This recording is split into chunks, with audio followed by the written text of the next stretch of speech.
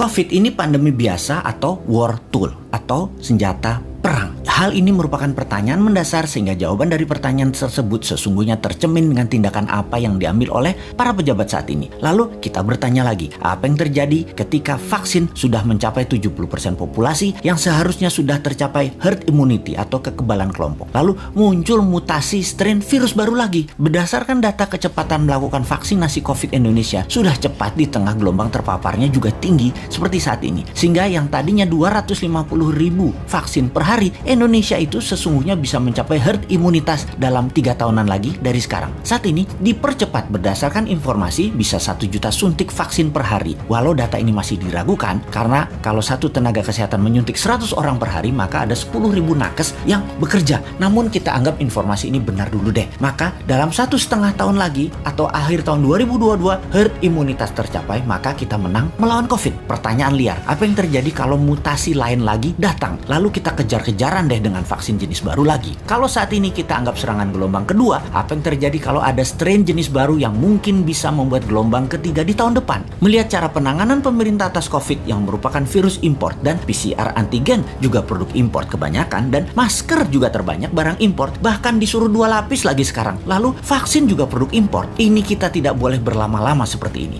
Apa nggak kita balik aja sebaiknya? Inilah masa di mana produk lokal, misalnya masker, harusnya merupakan 90% masker yang beredar di Indonesia saat ini adalah buatan lokal. Antigen tes lokalnya harus 100%. Vaksin lokal harus 50%. Atau obat peningkat imunitas yang lokal harus digenjot. Agar kalau virus mutan lagi, kita nggak terus bergantung impor yang akan membuat ekonomi negara digerogoti uang keluar atau flight capital. Sudah cara bernegaranya membatasi uang beredar menjadi tipis di tanah air, uang tadi ditarik keluar dengan berbagai kebutuhan impor dan tunai di tanah air harus hidup dengan pinjaman dolar asing dan yuan. Rupiah kok jadi nggak berdaulat ya? Pastinya karena kebijakannya terlalu impor. Walau bisa terlihat benar karena semuanya dalam keadaan darurat, tapi kalau bernegaranya daruratnya berkepanjangan seperti ini, sebenarnya bisa nggak masuk kategori salah kelola atau mismanagement bernegaranya. Lebaran tahun 2020 nih ya, kita nggak boleh mudik, pulang kampung, mudik apalah itu. Lalu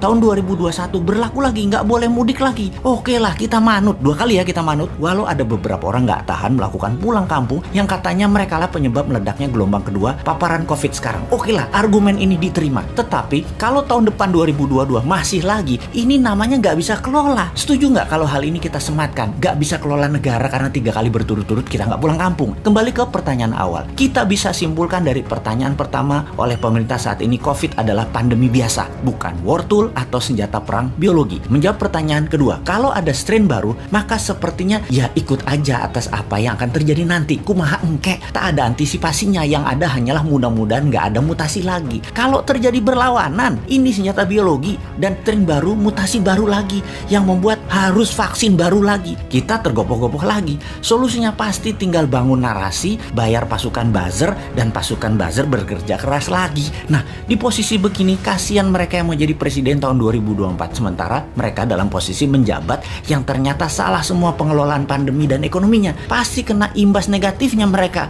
karena mereka juga bagian dari ketidaktepatan kelola pemerintah pusat dan daerah.